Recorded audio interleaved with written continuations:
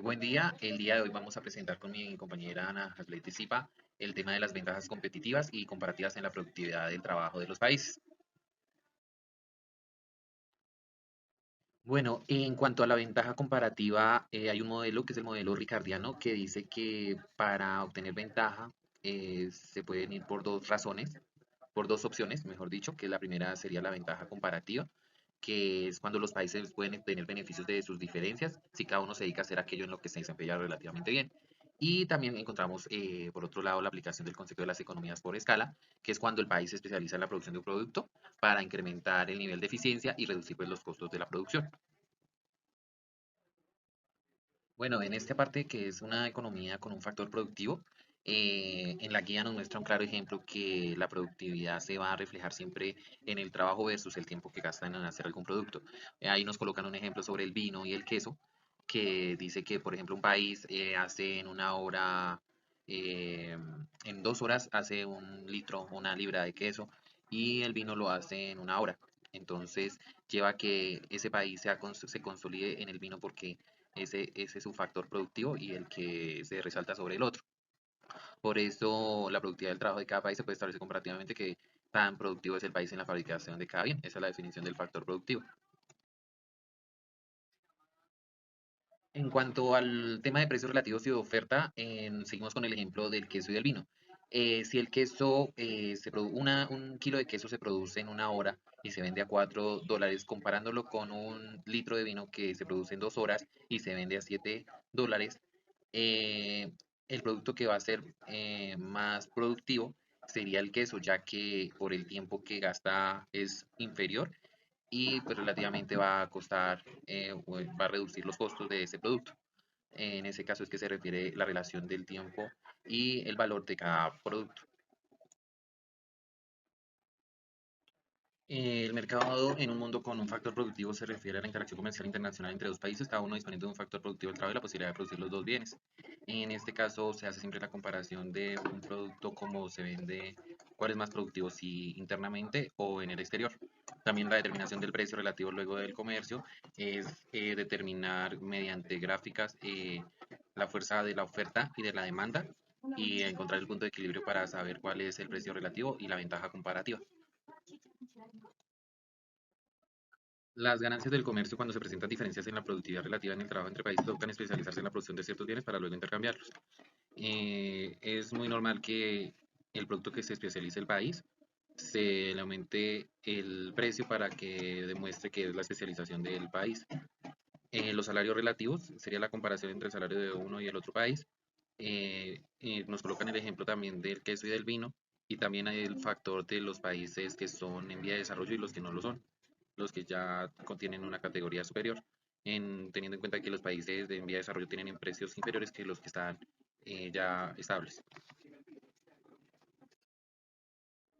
Hay tres ideas erróneas sobre la ventaja comparativa. La primera es la productividad y competitividad, que nos señala que un país nacional no puede enfrentar la industria extranjera, por lo cual el modelo ricardiano nos señala que tienen en cuenta es los factores de la tasa salarial y la producción de este país.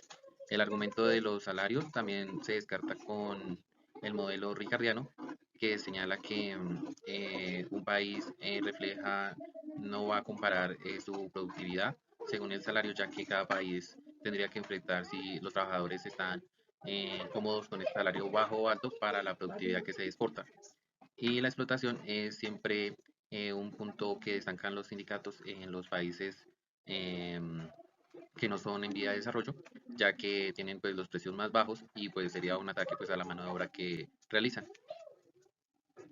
Las economías externas de escala y la localización internacional son cuando los países se especializan y comercializan entre sí dos razones. La primera es la diferencia en la dotación de recursos que permite obtener ventajas comparativas y la segunda es sacar mayor provecho de la especialización en la producción de los productos. En la economía de escala externa, los rendimientos crecientes se presentan gracias a la eficiencia de la industria y no de algunas empresas particulares, el resultado no debe ser el mismo. En la economía de escala y comercio internacional, el aumento de la cantidad producida será directamente proporcional. Y nos muestra la guía un ejemplo de un taller de confecciones que tiene un operario que produce una camisa diaria con una máquina. Y si contratan otro trabajador serían relativamente dos, pero la ventaja está que si especializan a uno sector de pronto del corte y en el otro en la confección, tendrían la producción de 4 camisas. Esto es lo que hace que sea una producción pues el doble de lo que se esperaba. Las economías externas y el comercio internacional hacen del comercio internacional un aspecto necesario para la satisfacción de la demanda a nivel mundial. Las economías crecientes y dinámicas se logran en algunas para acumulación de conocimientos de las industrias, por ejemplo, industria de computadores personales. En este caso tenemos los tipos de cambio y mercados de divisa, donde el precio de una moneda en función a otra se denomina tipo de cambio. Pues en una economía abierta se requiere contar con diversas con divisas para que fluya con facilidad las transacciones propias del turismo, en la parte del mercado capital y comercio pues, internacional.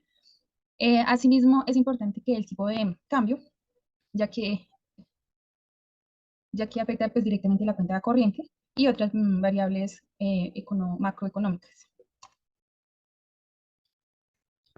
Los tipos de cambios cumplen una labor muy fundamental en el mercado internacional, pues permite hacer una comparación de precios relativos para los bienes adquiridos en diferentes países. Bueno, ahí se maneja que fluyen, interactúan ofertas y demandas de mercados de divisas. En ese caso, em, aquí encontramos el precio, la oferta, la demanda y el punto de equilibrio, la cantidad. Entonces, tenemos que la oferta son 5 naranjas y la demanda 5 personas, que el equilibrio es el equilibrio del mercado. Cuando se pierde una moneda nacional respecto pues, a la extranjera, se conoce como depreciación. Cuando incrementa el valor de moneda nacional respecto pues, a la extranjera, ese se conoce como apreciación. El mercado de divisas, el precio de los bienes y servicios es determinado para los compradores y vendedores. En ese caso, bueno, tenemos los bancos comerciales que se materializan en el intercambio de depósitos en cuenta bancaria denominada diferentes monedas, que denomina diferentes monedas. Entonces ahí tenemos el ejemplo, banca de inversión y banca comercial. Las multinacionales, como pues en el dibujo, bueno, se manejan, está pues lo que es Coca-Cola, Coca-Cola, Nescafé, tenemos Marlboro, en la parte de sistemas Hewlett Packard, Microsoft, Nescafé, ¿sí? Que tienen operación en diversidad de países. Generalmente efectúan pagos o perciben ingresos en diferentes monedas. En los bancos centrales son las intervenciones del Banco Central, Banco de la República, es determinante en el comportamiento del mercado de divisas. Ejemplo, el manejo político de la moneda o monetario. La demanda de activos en divisas. La demanda de depósitos bancarios de divisas depende de los mismos factores que intervienen en el mercado de cualquier activo. En el equilibrio, el mercado de divisas. Fija el mercado, bueno, en este caso el mercado es aquel en el que los participantes en el mercado están satisfechos como mantener pues, la oferta existente del depósito en todas las divisas. En las funciones de los tipos de interés. En este caso, debe servir como depósito de valores a las personas bueno, es el depósito de valores. En ese caso, hay personas que guardan pues, su dinero, pues se lo van guardando, digámoslo así, van haciendo un ahorro para que a futuro lo puedan gastar. La tasa de interés tiene una relación directa con la mayoría de variables macroeconómicas, que pues tenemos la tasa activa y la tasa pasiva, donde pues la tasa activa es conocida como colocación, la tasa que es la tasa de interés que cobran las entidades a quienes demandan dinero en créditos. Y la tasa pasiva, que es conocida como tasa de captación, ofrecen los bancos a sus ahorradores para depositar allí su dinero en cuentas de ahorro. En este caso, podríamos decir que digamos, yo, o cliente, soy un cliente y voy a ir soy cliente de Bancolombia, que voy a hacer un CDT de 2 millones, un ejemplo, de 2 millones en 90 días. Entonces sería ese es un CDT donde el banco esto guarda pues el dinero y pues tiene un pequeño interés a favor del usuario.